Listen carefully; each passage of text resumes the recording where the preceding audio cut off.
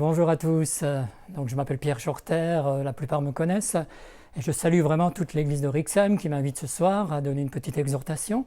Donc, c'est le pasteur Samuel qui m'a demandé la semaine dernière si je voulais bien venir pour vous apporter une petite exhortation. Donc, je vous salue tous dans le beau nom de Jésus. Et ce soir, mon thème sera la foi.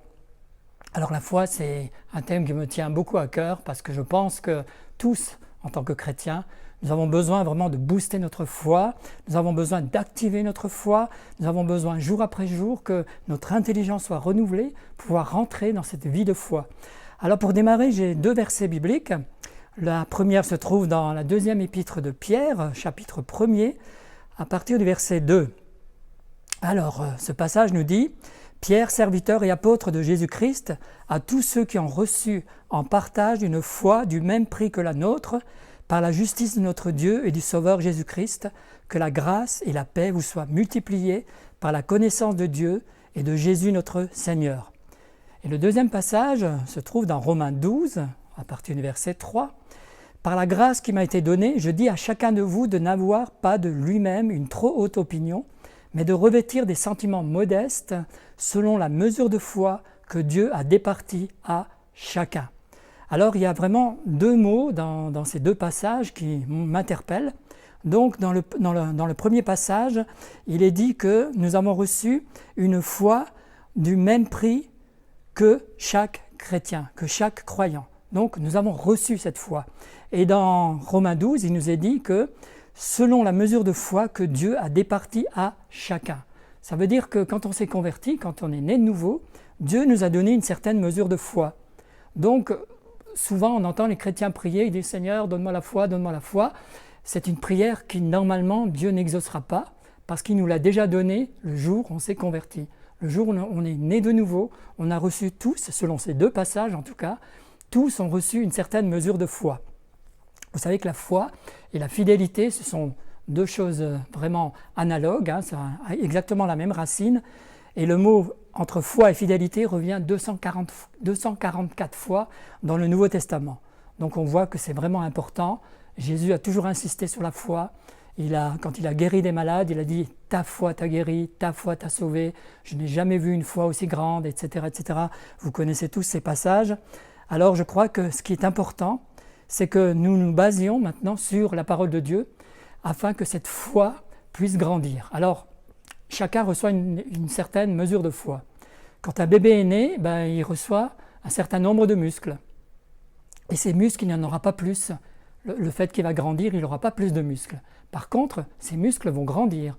Ces muscles, il a besoin de les travailler. Et de plus en plus, ces muscles vont se développer. Et bien de la même manière, nous avons reçu une certaine mesure de foi. Et cette foi, il faut qu'elle se développe au fur et à mesure de notre vie chrétienne, au fur et à mesure que nous avons une relation avec notre Dieu à travers la parole de Dieu, parce que la parole de Dieu nous dit, et vous connaissez tous ce passage, que la foi vient de ce qu'on entend, et ce qu'on entend vient de la parole de Dieu. Alors vous voyez que chaque croyant reçoit une certaine mesure de foi.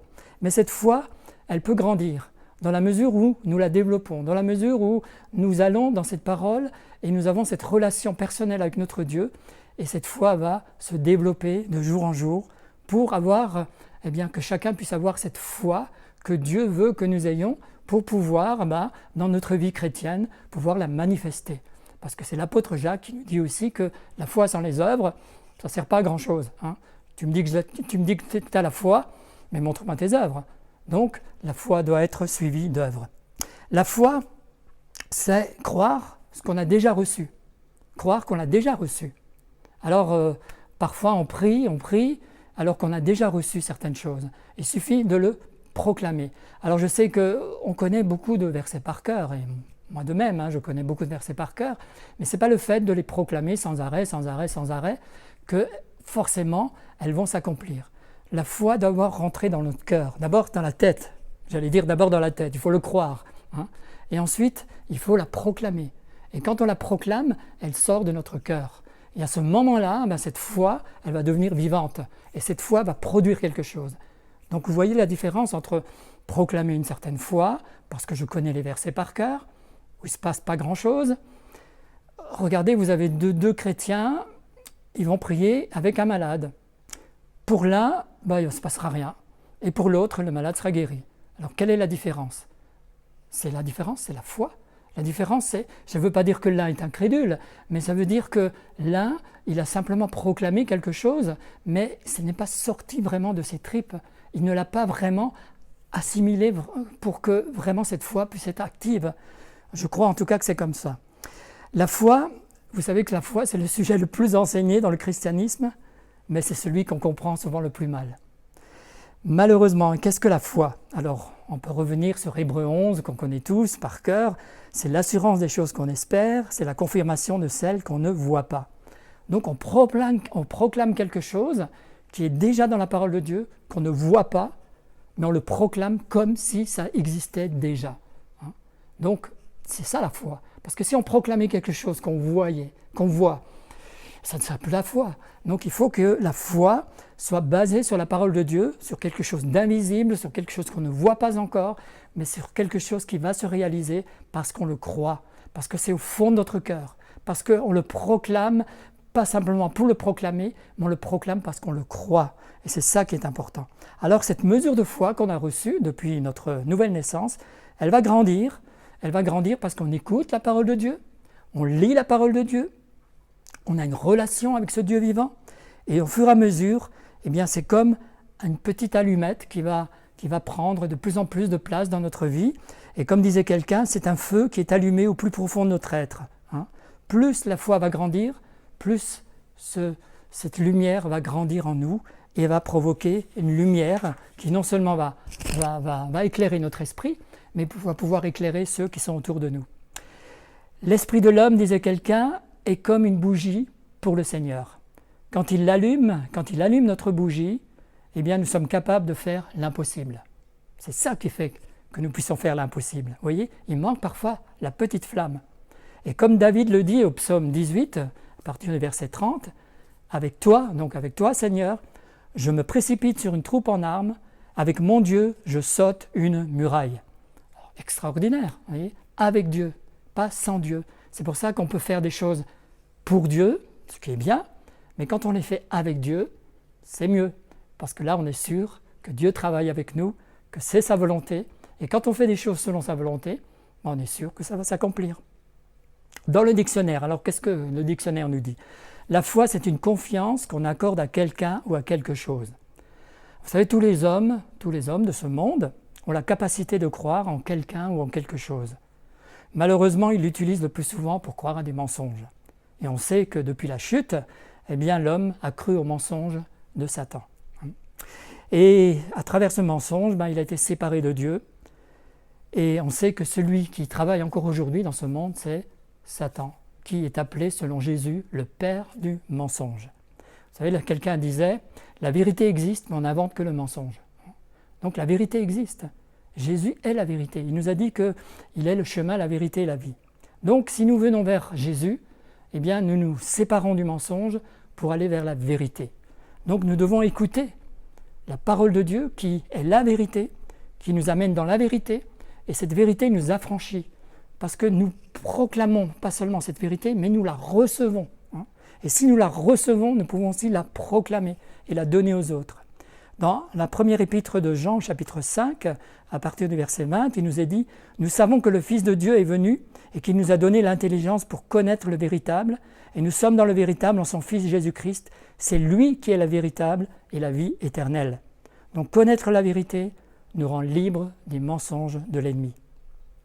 Connaître la vérité nous met en relation vivante avec le Seigneur qui a dit « Je suis la vérité, le chemin et la vie ». C'est lui qui est le véritable. Alors il ne s'agit pas simplement d'une connaissance intellectuelle, même si elle est nécessaire au départ, il faut que cette vérité puisse rentrer dans notre cœur. Et c'est à partir de là que cette vérité va devenir vivante, elle va pouvoir non seulement être proclamée, mais elle va s'accomplir dans notre vie. Amen. La foi, c'est la capacité de croire dans quelque chose qu'on ne voit pas encore. La foi, c'est la capacité de croire, et c'est une qualité de notre cœur plus que de notre intelligence. Vous savez tous qu'avant de connaître Jésus, nous étions environnés, nous avons cru en beaucoup de mensonges que le monde a divulgués autour de nous, parce que ce monde est sous la puissance du malin, nous dit Jésus. Alors, Il est important que nous puissions reprogrammer notre intelligence selon Romains 12. Chaque jour, nous devrions prier, Seigneur, renouvelle mon intelligence. Aujourd'hui, c'est valable. Demain, ça ne sera plus valable parce que j'ai besoin tout à nouveau que cette intelligence soit renouvelée. Vous savez que chaque jour qui passe, chaque être humain a environ 60 000 pensées qui passent dans sa tête. 60 000 pensées. Alors, ces pensées qui naissent, qui disparaissent dans notre cerveau, ce qui fait 2500 pensées par heure et 41 pensées par minute. Alors, il y a des bonnes informations, mais il y en a aussi beaucoup des mauvaises. Il y a parfois et souvent plus de mauvaises que de bonnes. Alors, vers où orientons-nous notre vie? Vers les pensées que nous recevons, que nous acceptons, ou est-ce que ces pensées, nous les mettons à la lumière de la parole de Dieu? Voilà la question. Alors, si ces informations sont mauvaises, alors nous allons orienter les choses vers des choses mauvaises, évidemment. Alors, vous savez, je dis toujours que dans ce monde, on reçoit des informations. C'est important de recevoir des informations. Mais ces informations, ce sont des réalités. Elles existent, mais ce ne sont pas la vérité, forcément la vérité. Donc nous devons toujours faire cette différence entre je reçois une information, est-ce que c'est la vérité? Non, ce n'est pas la vérité. La vérité seule se trouve dans la parole de Dieu. La parole est la vérité, a dit Jésus. Donc il faut que je mette ce parallèle entre ce que je reçois, ce que j'entends, je le mette en parallèle avec la parole de Dieu et je trie et je garde ce qui est vérité. Par exemple, je reçois une information d'une certaine maladie. Alors je me dis, ok, c'est une réalité. Le médecin vient de me dire, il y a telle et telle maladie. Mais j'ai le droit de mettre cette information à la lumière de la parole de Dieu en me disant, Seigneur, que dis-tu dans ta parole? Et Jésus, tout au long de sa vie, qu'est-ce qu'il a fait? Il a guéri les malades. On a vu qu'il a toujours eu compassion de tous ceux qui se sont approchés de lui. Et alors j'ai le droit. Et Jésus a dit lui-même, venez à moi, vous tous qui êtes chargés et fatigués, je vous donnerai du repos. On a le droit d'aller vers lui et dire, tu vois Seigneur, le médecin vient de me dire ceci, c'est une information, mais j'aimerais connaître la vérité. Et à ce moment-là, on se base sur la vérité. Et Dieu alors peut transformer les choses. Il peut transformer notre intelligence pour que nous puissions croire non plus en l'information, mais en la vérité de la parole de Dieu.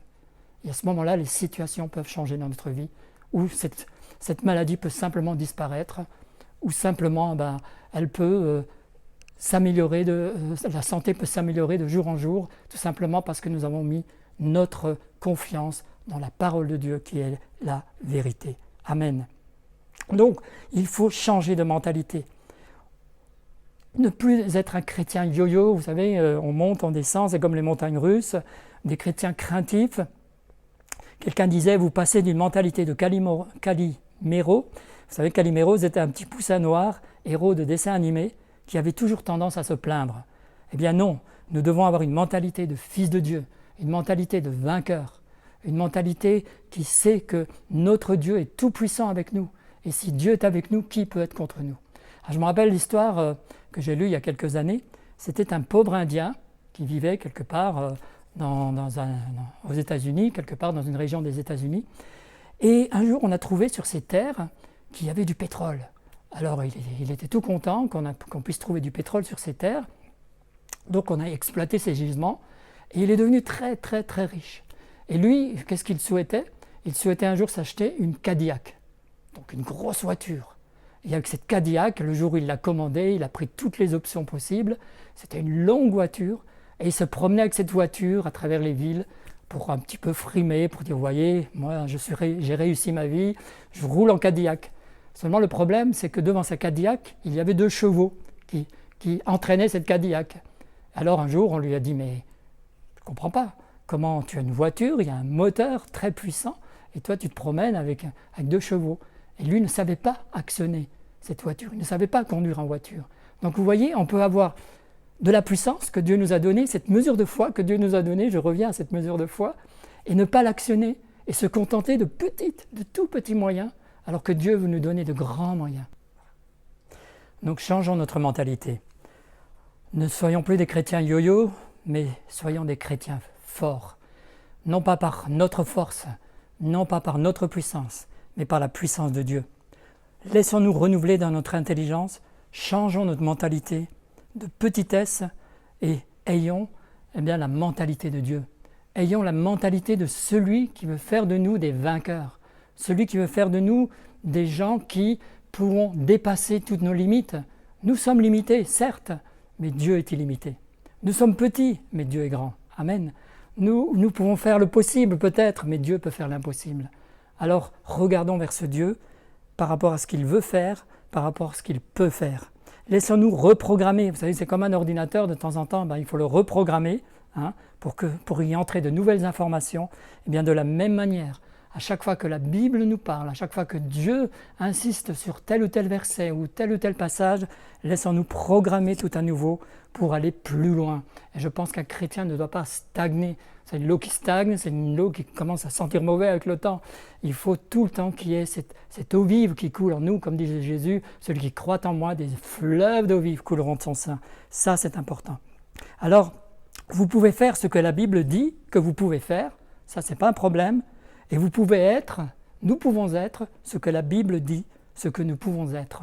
Alors refusons toute évidence contraire.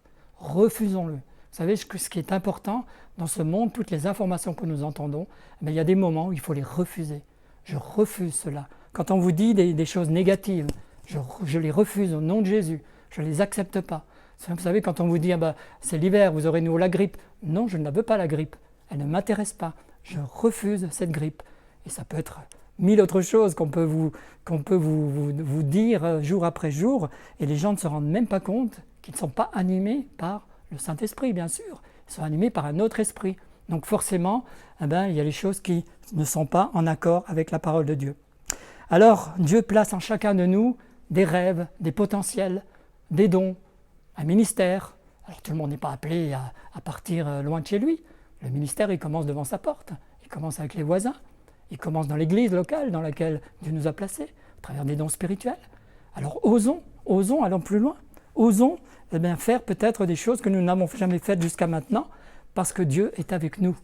Vous savez, si on a peur, on ne fera jamais rien. On ne fera jamais rien, on va y venir sur la peur. Vous savez, l'aigle, c'est un animal extraordinaire, extraordinaire. Et vous savez, quand il vole à une certaine altitude, l'aigle, il y a les oiseaux qui viennent l'embêter. Et pour que les oiseaux ne l'embêtent plus, vous savez ce qu'il fait ? Il vole plus haut. Et l'aigle a une capacité de voler tellement haut que les autres oiseaux ne peuvent pas atteindre. Donc là, il est tranquille. Alors vous savez, ça nous montre aussi que quand on est embêté dans ce monde, quand on reçoit des informations qui ne sont pas nettes, qui nous perturbent, il suffit d'aller plus haut. Et Jésus a dit lui-même, par sa parole bien sûr, que nous sommes assis avec lui dans les lieux célestes, là où l'ennemi ne peut pas venir.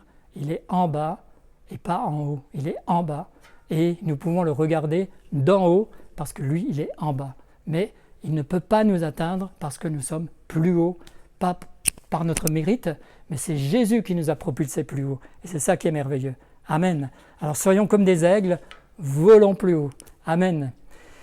Dernièrement, j'ai entendu une prédication, un pasteur disait, vous savez que dans la Bible, combien de promesses il y a, combien que Dieu a fait de promesses pour nous, sans compter les autres. Il y a 7487 promesses que Dieu a faites pour nous, pour ses enfants.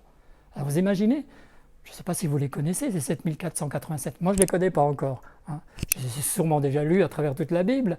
Mais est-ce que ces promesses, je les mets en pratique ? Est-ce que je les médite jusqu'à ce que je puisse les pratiquer ? C'est ça qui est important, parce que les connaître, je peux apprendre plein de choses par cœur, mais si ça ne se réalise pas dans ma vie, ça ne sert pas à grand-chose. Dans les évangiles, Jésus lui-même nous a fait 147 promesses. Et la plupart de ces promesses, elles concernent les réponses à nos prières. Nous prions, mais nous croyons que nous avons reçu la chose que nous avons demandée parce que nous avons demandé selon sa volonté. Ça, c'est important. Et si nous sommes sûrs que nous avons demandé selon sa volonté, nous sommes sûrs aussi que nous allons obtenir ce que nous avons demandé. Vous savez de quoi le diable a le plus peur ? Justement, il a peur de la connaissance de la vérité. Il n'a pas peur de la vérité elle-même. La vérité a toujours existé. Mais il a peur, dès le moment où nous connaissons la vérité, là, il commence à avoir peur. Parce que là, il n'a plus d'emprise. Il sait que, nous savons ces choses, nous les connaissons, et nous avons aussi le pouvoir de ne pas les accepter, et de les refuser, et de le chasser, lui, afin qu'il ne vienne plus nous embêter. Alors, connaître la vérité, Jésus a dit lui-même, la vie éternelle, c'est qu'ils te connaissent, toi le vrai Dieu et celui que tu as envoyé. Jésus a dit lui-même dans Jean 14 aussi, si quelqu'un m'aime, eh bien il gardera aussi ma parole. Et le Père l'aimera et nous viendrons faire notre demeure chez lui. Ça c'est important. Le Saint-Esprit qui vient habiter, l'Esprit du Père et l'Esprit du Fils. Le Saint-Esprit, Dieu, le Saint-Esprit vient habiter dans notre cœur pour que nous puissions être en diapason avec la parole de Dieu, de savoir que nous ne sommes pas seuls, de savoir qu'il est tous les jours avec nous jusqu'à la fin de notre vie. Amen. Alors ce qui est important aussi, c'est de ne pas avoir une foi empruntée. La foi, c'est quelque chose de personnel. Vous savez, parfois on a la foi dans d'autres personnes, parce qu'on se dit, lui il a la foi, je vais me décalquer sur lui. Non, ça ne marche pas comme ça. La foi doit être personnelle, pas une foi empruntée. La foi, il faut qu'elle soit mise en pratique pour que nous puissions voir ce qu'il y a au fond de notre cœur. Nous voyons dans l'Ancien Testament, souvent Dieu a mis le peuple d'Israël, il l'a mis à l'épreuve pour voir ce qu'il y avait au fond de son cœur. Et de temps en temps, on passe aussi par des épreuves où Dieu veut tester notre foi.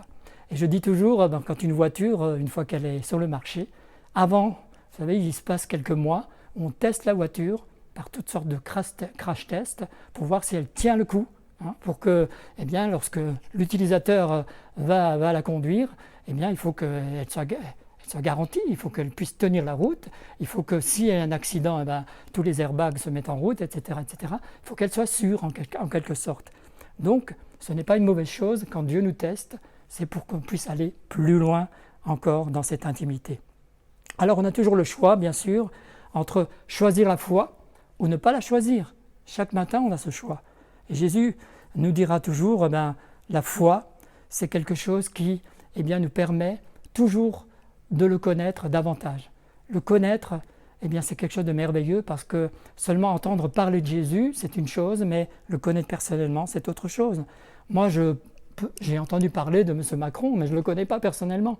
Je le connais par les journaux, mais je ne peux pas dire que je le connais intimement. De la même manière, Jésus, je peux avoir entendu parler de lui, je peux même lire la Bible tous les jours, mais si je ne le connais pas d'une manière intime, j'aurai une vie chrétienne qui ne sera pas à la gloire de Dieu. Je ne pourrai pas avoir manifesté les œuvres de Dieu, ceux qui m'a préparé d'avance. Donc la foi, c'est croire dans la parole, c'est s'appuyer sur la parole, c'est manger la parole, c'est recevoir la parole et c'est pouvoir apporter la parole. La foi vient de ce qu'on entend bien de la parole de Dieu. La foi nous connecte à Dieu et à ses œuvres.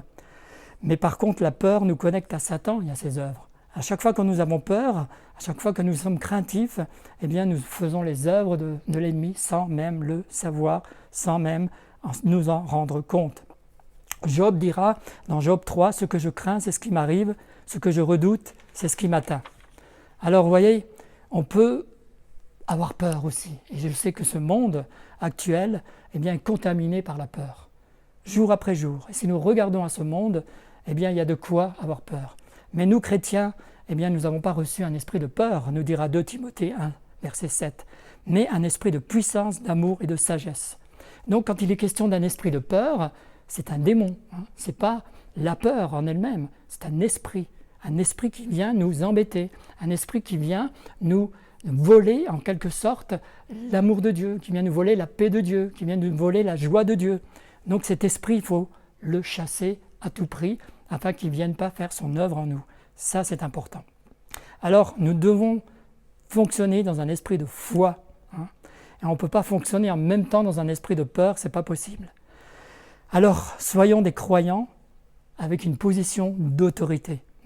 Et c'est cette autorité qui va chasser l'ennemi de notre vie. La peur, ou l'esprit de peur, qui est un démon, il faut le chasser et il faut le remplacer par la foi dans la parole de Dieu. Regardez quand Jésus, dans Luc 8, il y avait la tempête sur la barque et à un moment donné, les disciples ont eu peur. Et qu'est-ce qu'il leur a dit ? Il leur a dit « Où est votre foi ?» Il n'a pas dit qu'il n'avait pas de foi. Il a juste dit « Où vous l'avez mis ?» Moi, si j'ai perdu les clés de voiture, ça ne veut pas dire que j'ai pas de voiture. Ça veut juste dire que je les ai égarées pour un moment, mais ma voiture, elle est dehors. Vous voyez ? On peut, parfois, on sait qu'on a la foi, mais parfois, on est là, on vit comme si on ne l'avait pas. Donc, il faut retrouver cette foi. Halte, il faut tout de suite se poser la question, mais oui, je sais que j'ai la foi. Donc, à partir de maintenant, je vais mettre cette foi en pratique. et je ne vais pas me laisser gagner par ce que les autres disent ou par les circonstances dans lesquelles je suis, ou par les sentiments. Vous savez, souvent on se laisse gagner par nos sentiments. On ressent les choses, alors on croit qu'elles sont vraies. Et moi j'aime bien quelqu'un qui disait, eh bien, les sentiments c'est comme les sentiments. Hein. On ressent des choses mais elles ne sont pas forcément vérité. C'est comme la maladie. Le mal a dit. Vous savez, quand on décortique, qu'est-ce qu'il vous dit le mal? Il vous dit que vous n'êtes pas bien, mais la parole de Dieu me dit que je suis plein de force, que j'ai toutes les capacités. Vous voyez? Donc remplaçons ces paroles négatives par les paroles positives de la parole de Dieu. Qu'est-ce qui vous dit le mal en ce moment? Eh bien, remplacez-le par le bien que vous dit la parole de Dieu. La parole de Dieu, elle est positive, elle n'est pas négative. Donc, vous voyez, ce qui est important, c'est ça, être chaque fois renouvelé dans notre intelligence. Et oui, il faut qu'on fasse garde, il faut qu'on fasse attention à ce qu'on entend et à ce qu'on dit. Parce que si on répète ce qu'on entend, eh bien, notre foi, elle va s'atténuer. Hein. Donc, il faut qu'elle grandisse, notre foi. Il ne faut pas qu'elle s'atténue, il faut qu'elle grandisse. Alors, c'est vrai que je peux perdre pour un temps à la foi, mais il y a une différence entre perdre la foi et abandonner la foi. Et il nous est dit que dans les derniers temps, les chrétiens, certains chrétiens, abandonneront la foi. Ça veut dire qu'on le fait volontairement. Voilà, la foi, je ne la veux plus, je la laisse là. Perdre la foi, ça veut dire que par mégarde, on s'est peut-être laissé emporter par un péché ou par plein de choses de ce monde. Et pendant un temps, on a perdu la foi. Mais on va la retrouver. Ça, c'est important. On va la retrouver.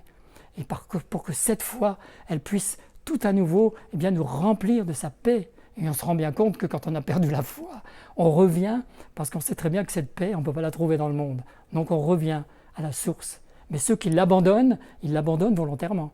Et ça, c'est grave. Il nous est dit que dans les derniers temps, il viendra l'apostasie, ça veut dire justement l'abandon de la foi. Alors ne soyons pas de ceux qui abandonnons la foi, malgré les épreuves. Gardons la foi. Ça, c'est important. Mettez la foi en action.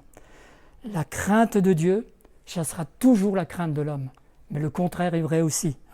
Alors n'ayons pas la crainte de l'homme, parce que dans la crainte, l'amour parfait, nous dit la parole, chasse toute crainte de nos cœurs. Mettons notre bouche en action.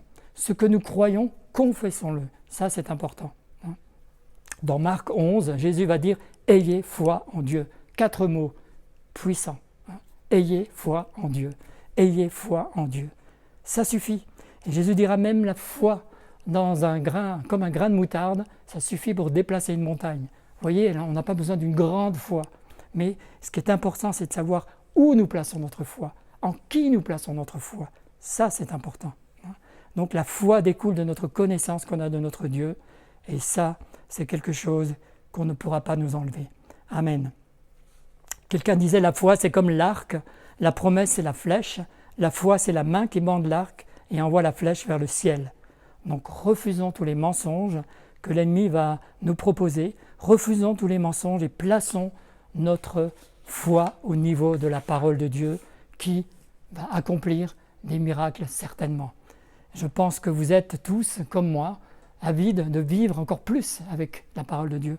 Nous voulons voir plus et nous nous attendons à un réveil. Et je pense que votre Église, comme l'Église de Cyrène, on est tout à fait d'accord avec ça, qu'on veut plus, qu'on veut vivre encore de grandes choses avec notre Dieu. Mais ça dépend de nous. Je pense que Dieu nous a tout donné, mais c'est à nous maintenant de travailler.